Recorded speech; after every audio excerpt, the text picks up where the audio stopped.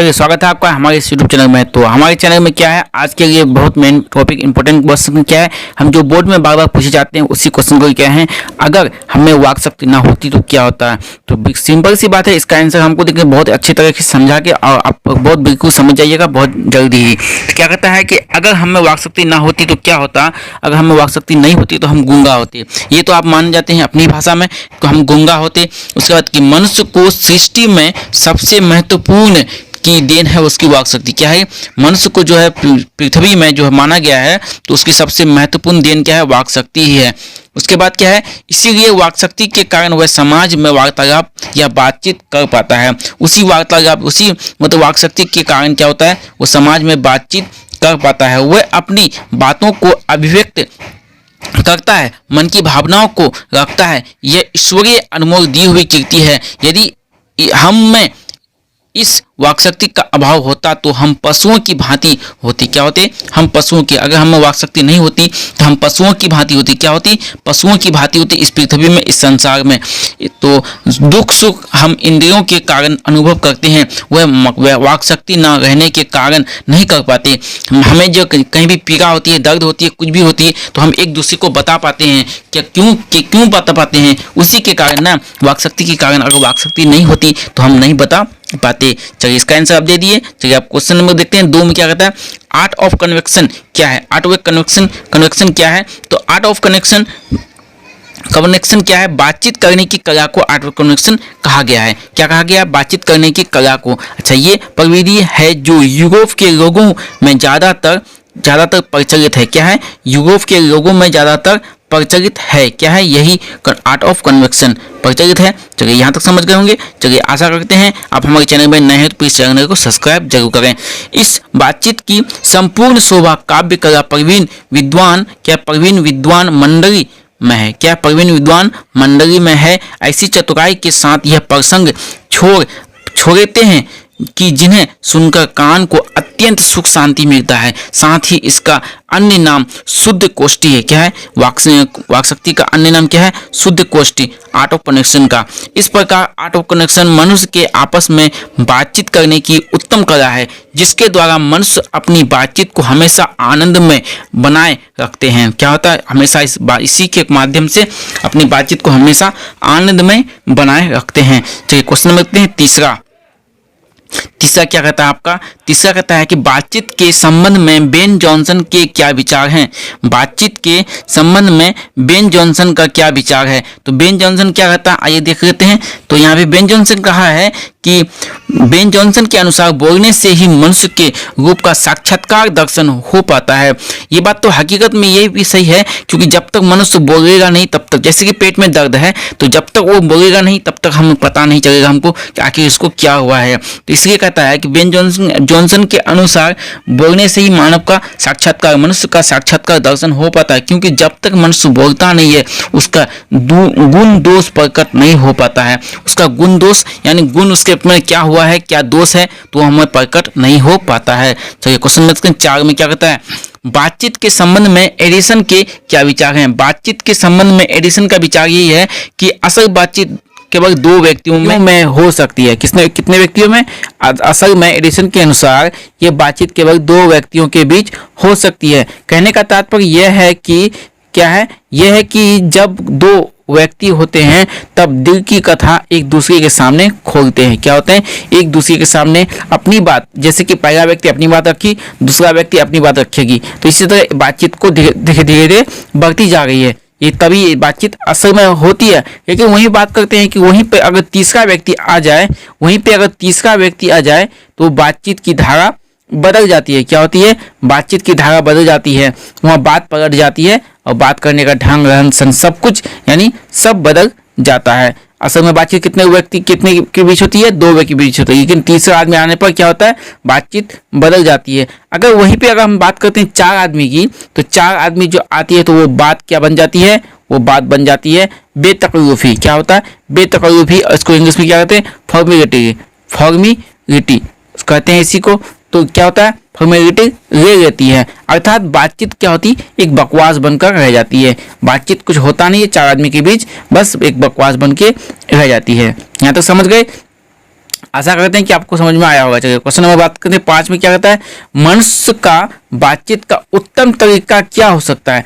जैसे कि अब यहाँ बात कर रहे हैं कि पहला क्या कहता है एडिसन के अनुसार कि असल में 2 व्यक्ति बातचीत कर सकती है, तीसरा आने पर बातचीत का जो रूट है, धारा है, वो उत्तर से दक्षिण, दक्षिण से उत्तर, यानी वो धारा क्या होता है बदल जाता है, वो बातचीत बदल जाता है। और 4 आदमी के बाद 4 आदमी जब आ गए तो वो बातचीत असल में बातचीत होता नहीं है। क्या होता है, होता नहीं है। लेकिन वहीं पे बात की अगर हम कहना चाहते हैं, इसी पे एक क्वेश्चन उठ जाता है कि असल में बातचीत का उत्तम तरीका क्या हो सकता है। 1 के बीच नहीं होगा, 2 के बीच नहीं होगा, तो असल में होगा कैसे, क्या होगा। तो यहाँ पे बालकृष्ण भट्ट क्या कहता है, बालकृष्ण भट्ट जी के अनुसार सबसे उत्तम प्रकार की बातचीत अपने में वह शक्ति पैदा करना है जिससे व्यक्ति स्वयं से बात कर सके। अपने में क्या है, एक शक्ति पैदा करना है और जिसके माध्यम से वह स्वयं बात कर सके। हमारी भीतरी मनोवृत्ति नए नए रंग दिखाया करती है जिसके माध्यम से वह जान सके। क्या है, जिसके माध्यम से वो जान सके और हमारे ऐसा बातचीत करें कि मेरे अंदर जो है वो आत्मा बोलने लगे, स्वयं आत्मा बात करने लगे। चलिए बात करते फिर नेक्स्ट क्या कहता है कि व्याख्या।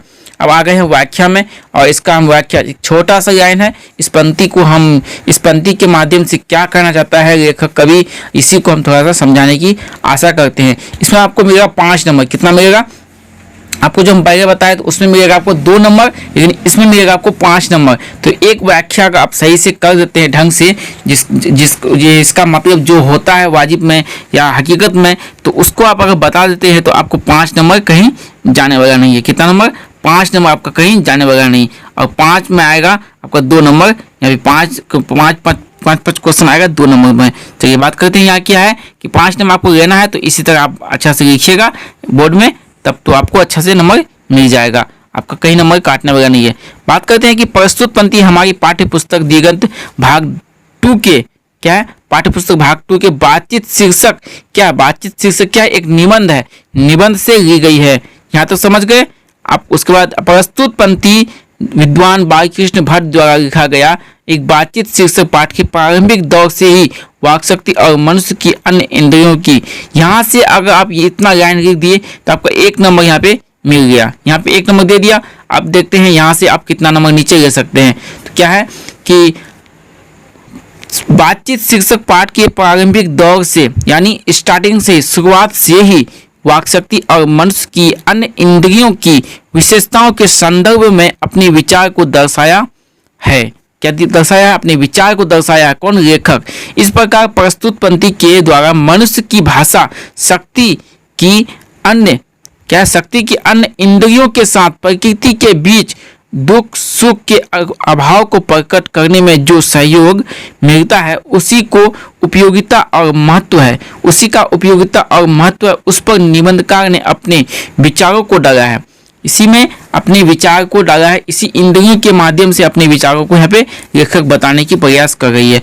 उपरोक्त लिखी गई पंक्तियों में हिंदी गद्य के महान निबंधकार बालकृष्ण भट्ट, इसका लेखक कौन है, बालकृष्ण भट्ट, अपने विचारों को प्रकट करते हुए कहता है या कहा है कि अगर मनुष्यों में वाक शक्ति यानी बोलने की कला शक्ति नहीं होती तो मनुष्य की दूसरी इंद्रियां अविकल रह जाती। यानी अगर बोलने की शक्तियां अगर इंसान में नहीं होती, मनुष्य में नहीं होती, तो उसके दूसरी इंद्रियां जो है वो जो सब बाकी इंद्रियां है वो कोई काम का नहीं रह जाता है, उसमें से उसको आनंद नहीं आता, उस सब इंद्रियों से उसे आनंद नहीं आता। जितना बोलने में आनंद में रहता है, जितना बोलने में उसे अच्छा लगता है। तो यहाँ पे कहता है कि जीवन जीने का सही आनंद में ही नहीं मिल पाता। जीवन जीने का अगर हम बोल नहीं पाते हैं, अच्छा से हम बोल नहीं पाते हैं, बातचीत नहीं कर पाते हैं, तो जो जीवन जीने का जो बहुत मतलब सुख सुविधा आनंद में जिससे हमको बहुत आनंद मिलता है वो नहीं मिल पाता। क्या होता है, अगर वाक शक्ति नहीं होती तो। चलिए आगे क्या कहते हैं, आगे कहता है कि प्रकृति ने सृष्टि की जो संरचना की है, प्रकृति यानी कुदरत या गॉड, ईश्वर, अल्लाह जो कहिए, वो प्रकृति ने जो सृष्टि की रचना की है वह गूंगी स्थिति में है। क्या है, वो गूंगी स्थिति में है, यानी प्रकृति का रूप मूक है। क्या है, यानी पृथ्वी का जो प्रकृति का जो रूप है वो एकदम मूक है, मूर्ख है। मौन रूप में ही प्रकृति अपनी स्थिति की व्याख्या करती है।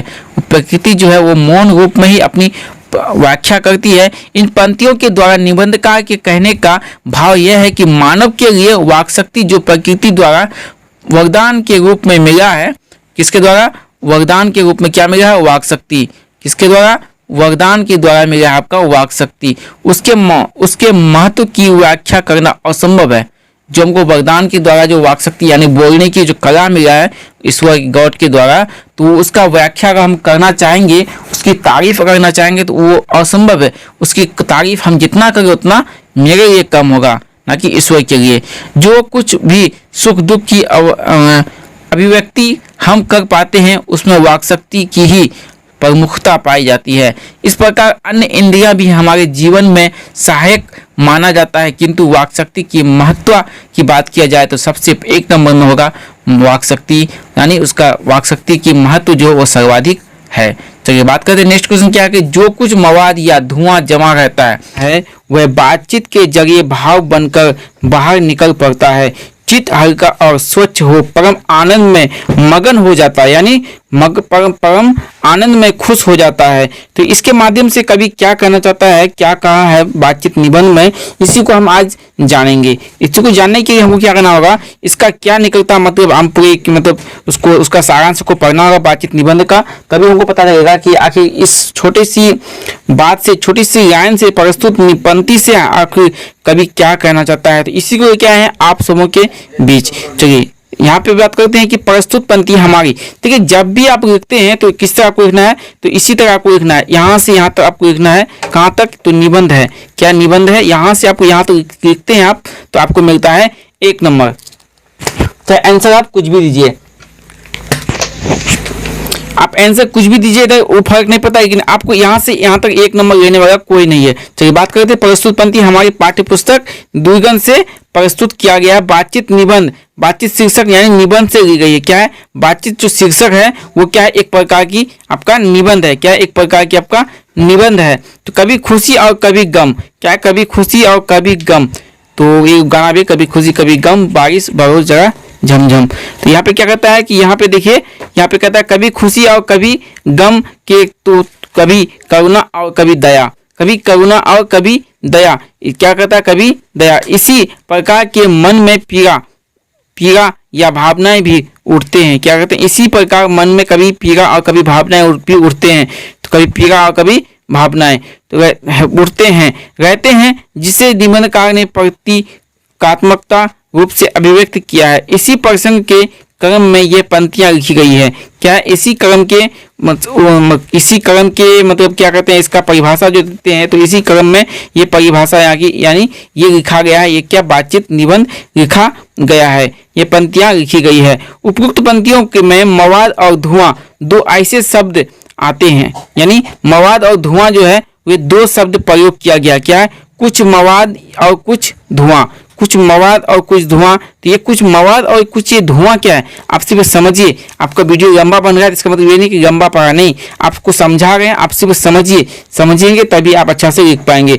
तो कुछ मवाद और कुछ धुआं की बात करें तो यहाँ पे होगा कि कुछ मवाद और कुछ धुआं 2 ऐसे शब्द का प्रयोग हुआ है जिसके माध्यम से क्या है, जिसके माध्यम से घनीभूत पीड़ा और शोकादि शब्दों की ओर हमारा ध्यान आकृष्ट किया जाता है। यानी घनीभूत बहुत ही मतलब बहुत ही क्या है कि घनी मतलब बहुत ही घना जो बात जो पीड़ा बहुत ही घना दर्द है उसको यहाँ पे, और शोकादि मतलब कुछ बहुत सी बातों की एक क्या दर्द हो, बहुत सी बातों की एक मतलब एकता हो, उसी को शोकादि बातों की कहते हैं। यानी बहुत सी बात करते हैं तो बहुत सी बात करते हैं, किसी को क्या बहुत सी बात करते नहीं, शोकादि की बात करते हैं, यानी 100 बातों की एक बात, यानी शोकादि बात 100 बातों की एक बात। तो यहाँ पे अब क्या होगा कि घनीभूत पीड़ा और शोकादि बातों की ओर हमारा ध्यान आकृष्ट किया जाता है। बातचीत एक ऐसा सरल, सुगम और सहज तरीका है। क्या बातचीत जो है एक ऐसा सरल है, सुगम है और सहज तरीका है करने का, जिसके द्वारा मनुष्य क्या होता है, अपने भावनाओं को प्रकट करते हैं, अपनी भावनाओं को प्रकट करने की कल्पना करते हैं, महसूस करते हैं कि अपनी भावना अपनी पीड़ा को प्रकट करता है, तो ये महसूस करता है। मन की व्यथा और शोक, ये भी दो चीज आया, मन की व्यथा और शोक, यानी व्यथा और शोक यहाँ पे भी आया है। तो इसको क्या, बातचीत के क्रम में भाव बनकर आनंद से बाहर निकल जाते हैं। इससे क्या होता है कि मनुष्य का मन हल्का और स्वच्छ यानी निर्मल हो जाता है। क्या होता है, जब हम बात करते हैं तो बातचीत करते करते हमारा बात इतनी लंबी और इतनी गहरी बन जाती है तो पता ही नहीं चलता है कि गर्म पानी करते करते पानी कहाँ हो गया, ये भाप बन के उड़ जाता है। तो इसी तरह यहाँ पे क्या होता है कि कभी हमको पता भी नहीं चलता है कि ये भाप बन के कैसे उड़ जाता है, और बहुत ही आनंद और निर्मल यानी बहुत ही साफ सुथरा बातचीत करते करते हम इतना टाइम यानी इतना समय बिता दिए। तो यानी क्या होता है कि बहुत ही हल्का और स्वच्छ यानी निर्मल हो जाता है कौन, मन। अपनी पीड़ा और शोकादी बातों से युक्त, शोकादी का मतलब आपको हम बता दिए पहले ही, ठीक है। तो शोकादी बातों से मुक्त होकर वह चित्त में आनंद का अनुभव करता है, यानी 100 बातों से दूर होकर वह अपनी मन जो है, आत्मा जो है, तो क्या होता है उसमें आनंद प्रस्तुत करता है, अपनी मतलब क्या है कि खुशी महसूस करता है। उपयुक्त पंक्तियों से ये स्पष्ट हो जाता है कि बातचीत से मनुष्य की मन की ग्रंथियां फूटती है, टूटती है। क्या होती है, मन बातचीत करने से क्या होता है, बातचीत जब हम करते हैं तो बातचीत करने से क्या होती है, मन की ग्रंथियां जो होता है वो फूटती है, टूटती है, जिससे मन हल्का और निर्मल स्वच्छ होकर आनंद को प्राप्त करता है। इस आनंद को कोई छेड़ना नहीं चाहता, इस आनंद को कोई छोड़ना नहीं चाहता, इसके द्वारा ही परमानंद की भी प्राप्ति संभव है। अतः बातचीत का मानव जीवन में अत्यधिक महत्व है। बातचीत अगर नहीं करेंगे हम तो क्या होगी, हमारी मन की जो भावना है वो एक दूसरे तक नहीं पहुंच पाएगी। वहाँ पे हम बता दिए थे। इससे ज़्यादा जानकारी लेना है तो हमारे देखिए वीडियो क्या है, अगर हमें वाक शक्ति ना होती तो क्या होता है, बातचीत करने का ढंग वहाँ भी बताए हैं। चलिए अब नेक्स्ट वीडियो, 4 से अधिक की बातचीत तो केवल राम रमोवल कहलाती है। तो इसी का आंसर हम आपको देंगे, और आंसर देने से पहले आपसे थोड़ी सी रिक्वेस्ट है कि आप हमारे चैनल में नए हैं तो चैनल को सब्सक्राइब जरूर कीजिए। तो इसका उत्तर ऐसे होगा कि प्रस्तुत पंक्ति हमारे पाठ्य पुस्तक दिगंत भाग 2 के बातचीत शीर्षक से ली गई है, जिनके रचयिता कौन है, जिस निबंध के रचनाकार यानी रचिता वो बालकृष्ण भट्ट जी हैं। आपको ये लिखना होगा। आप इसको अगर लिखते हैं तो आपको 1 नंबर यहाँ पे मिल गया। चलिए अब बात करते हैं 4 नंबर कैसे लेना है। तो इसका बहुत सटीक आंसर अपनी भाषा में, देसी भाषा में जैसे आप जानते हैं उसी का, बस एग्जामिनर को समझ में आना चाहिए कि आखिर इसका मतलब क्या होगा, ये लिखा तो है कि क्या लिखा है। तो इसी को आपको समझाना है बिल्कुल आसान तरीके से। बाकी और इतना नहीं कि जैसे कि आप 200 शब्दों में लिखने कहा तो आप 500 शब्दों में घीस घास के पेज भरने के लिए सिर्फ लिख दिए, ऐसा नहीं करना है। आपको क्या करना है कि इसका जितना शॉर्ट आंसर आप दे सकते हैं, अच्छा से अच्छा समझा सकते हैं, एग्जामिनर को जल्दी समझ में आ जाए तो आपकी लिखी हुई बातों से, तो उतना ही अच्छा से नंबर आपको दे देंगे। चलिए हर्षिका दुर्गिका में इस सब में भी ध्यान रखना होगा आपको। इसका बेहद जरूरी है कि आप हिंदी लिखते हैं तो हिंदी में क्या लिखना है, हिंदी में शुद्ध हिंदी लिखना है। चलिए बातचीत के क्रम में 2, 3 एवं 4 व्यक्तियों के बीच होने वाली बात के प्रसंग को लेकर यह समस्या उठी है। क्या समस्या उठी है, 2, 3, 4 यहाँ पे क्या कहती है, 4 से अधिक की बातचीत राम रमोवल होती है, लेकिन यहाँ पे 2, 3 एवं 4 की बात व्यक्तियों के बीच जो बात होती है तो उसी के बारे में यहाँ पे समस्या उठी है। आखिर 2, 3, 4 बीच के बाद क्या होती है, यही समझाना है आपको बिल्कुल आसान तरीके से। तो यहाँ पे बातचीत कितने व्यक्तियों के बीच होनी चाहिए और इसी के बारे में व्याख्या करते हुए कौन कहता है, एडिसन कहता है। ये 5 नंबर का व्याख्या है। एडिसन और वेन जॉनसन के द्वारा पूरी गंभीरतापूर्वक ली गई है, पूरी गंभीरतापूर्वक यहाँ पे ली गई है, यही बातचीत के माध्यम से। प्रस्तुत पंक्ति में निबंधकार ने 4 व्यक्तियों के बीच होने वाली बात को निरार्थक, क्या है, निरार्थक मानते हैं। ये जिसका कोई अर्थ नहीं उसे निरार्थक कहते हैं। क्या कहते हैं, जिसका कोई अर्थ नहीं उसे निरार्थक कहते हैं।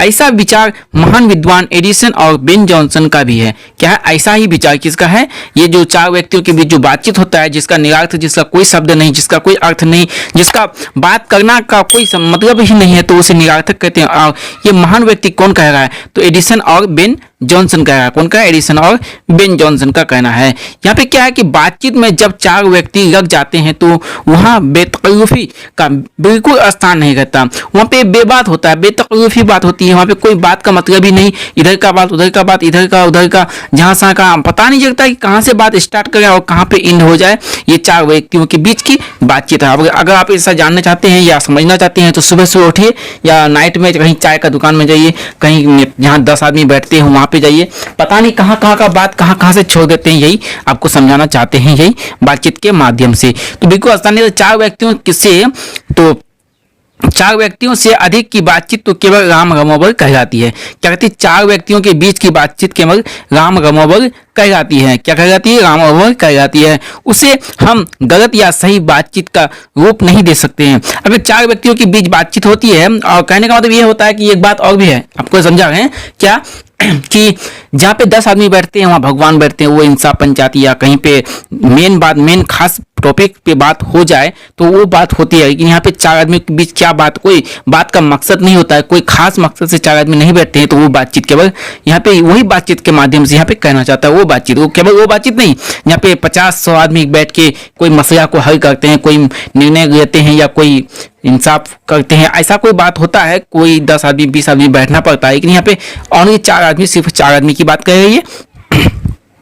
तो यहाँ पे आप क्या क्या आइए, आप ध्यान आइए इधर, ये क्या कहते हैं? तो क्या कहते हैं कि उसे हम गलत या सही बात का रूप नहीं दे सकते हैं, केवल फॉर्मेलिटी अपना रूप लेती है। क्या होता है फॉर्मेलिटी? वो बात का जो मूव है वो मूव ही चेंज हो जाती है, वो बात की मतलब बनावट, लिखावट, वो मतलब सब कुछ चेंज हो जाता है चार आदमी के बीच। इस प्रकार बातचीत ना होकर मान सम्मान समर्थन की जाती है। देखिए यहाँ पे कहा कि इस तरह की बातचीत जब होती है तो वहाँ पे मान सम्मान का समर्थन, चारों तरफ ध्यान देना पड़ता है, स्थिति को जानना पड़ता है, वहाँ पे कैसा क्या होना चाहिए, कैसा बोलना चाहिए, कैसा नहीं बोलना चाहिए, वो ऐसा ही यहाँ पे स्थिति बन जाती है कि बात अपने आप रास्ता, जैसे कि पहाड़ से अगर पानी आप छोड़ेंगे तो नाला के माध्यम होते हुए किसी खेत से जाएंगे, जहाँ पे नीचे नीचे होता है वो जो जाएगा, जमीन स्तर नीचे होते जाएंगे, उसी तरह वो रास्ता अपना बनाता जाएगा। जैसे बातचीत का मान सम्मान समर्थन आदि इत्यादि यहाँ पे मतलब मिलजुल के हो ही जाता है। चलिए हम आपको समझा रहे हैं, केवल इसके वीडियो लंबा हो रहा है, इसका मतलब ये नहीं कि हम आपको इतना लिखना नहीं, आपको समझा रहे हैं इतना कहा कि लिखना जितना, जैसे हम यहाँ पे 200 शब्द लिखे हैं तो आप 200 नहीं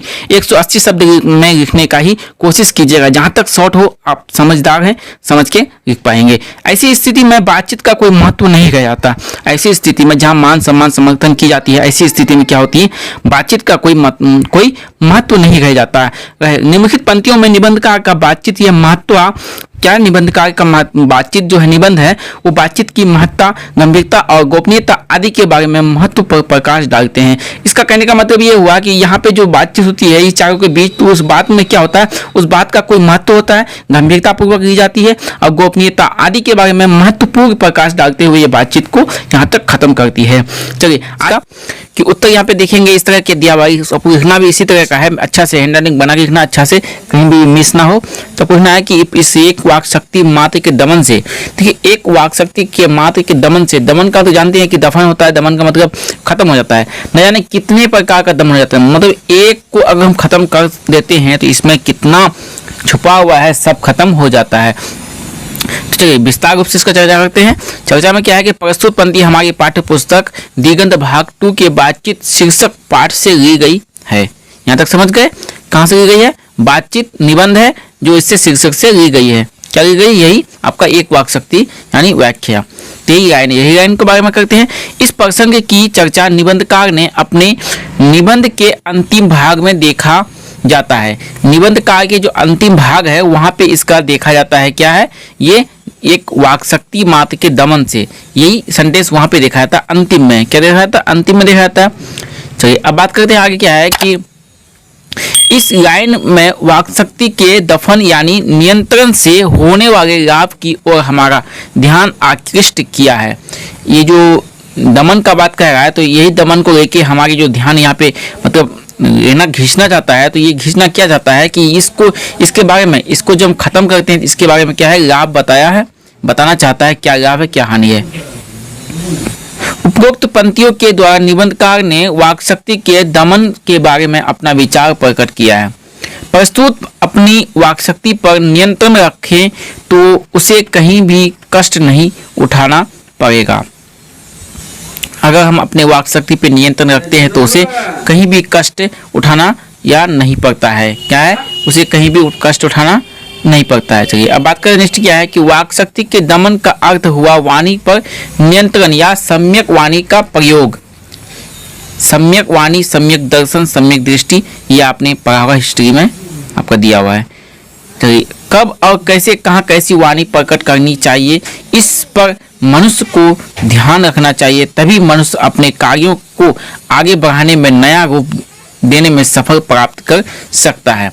जब भी हम अपनी वाणी को उठाते हैं तो हमें अपनी वाणी के बारे में थोड़ा जानना चाहिए कि कहाँ पे कैसा वाणी उठाना चाहिए, कैसी बात करना चाहिए, वहाँ पे नियंत्रण होके एकदम बिल्कुल वाणी को उठाना चाहिए। और वाणी हमेशा प्रकट हर जगह नहीं करना चाहिए, एक ही वाणी एक ही भाषा हमेशा प्रकट नहीं करना चाहिए। इससे क्या होता है, मनुष्य का ध्यान जो है वो बार बार उस ओर जाता है। इसलिए कभी भी हम बोलते हैं तो अपनी वाणी को संयम में रखेंगे, नियंत्रण में रखेंगे, तभी हम आगे बढ़ पाएंगे अपने कार्य क्षेत्र में और उसको आगे बढ़ा पाएंगे। तो उसके बाद क्या है कि प्रस्तुत पंक्ति में अधिकता सर्वत्र वर्जित है। यानी प्रस्तुत, इसके बारे में क्या कहा गया कि अगर हम अपने वाणी पर ध्यान रखते हैं तो इससे क्या होगा कि मनुष्य अपने कार्यों को आगे बढ़ाने में एक रूप देने में सफलता प्राप्त कर सकता है। और साथ ही साथ प्रस्तुत पंक्ति जो हमें इसको पढ़े तो इसका एक मेन उद्देश्य क्या आता है कि अधिकता सर्वत्र वर्जित है। मतलब क्या है कि हम अधिक अगर कहीं बोलते हैं तो ये वर्जित नहीं है, सर्वत्र वर्जित है, लेकिन हमको हमेशा सोच समझ के बोलना चाहिए। तो मिलते हैं फिर नेक्स्ट वीडियो के, तब तक बने रहिए हमारे यूट्यूब चैनल में।